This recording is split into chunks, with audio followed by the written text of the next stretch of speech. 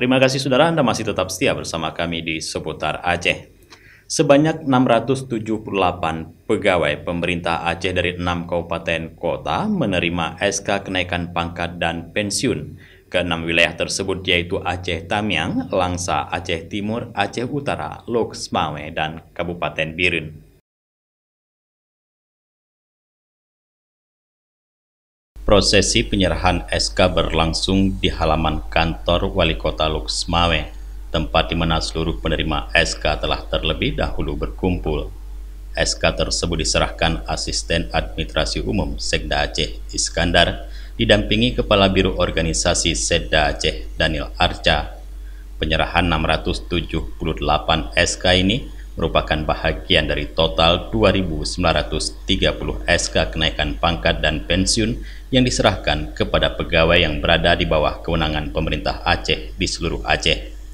2.939 SK itu terdiri dari 2.758 SK kenaikan pangkat dan 181 SK pensiun. Asisten Administrasi Umum Sekda Aceh Iskandar mengatakan penyerahan SK dengan diantar langsung kepada penerima merupakan bahagian dari reformasi birokrasi pemerintah Aceh. Selain itu, penyerahan langsung SK adalah bentuk penghargaan dan perlakuan dari pemerintah atas pengabdian dan dedikasi pegawai selama ini. Iskandar juga berpesan setelah menerima SK ini, para pegawai negeri sipil dapat lebih bersemangat dalam bekerja. Hari ini, tepatnya tanggal 15 Maret 2023, saya menerima SK pensiun dari Sekda Aceh. Alhamdulillah SK pensiun saya terima dengan tidak perlu harus ke Banda Aceh mengurusnya atau mengambilnya, langsung diantar ke tempat. Terima kasih kepada semua tim penyelenggara, semoga kegiatan ini tetap berlanjut sampai kapanpun.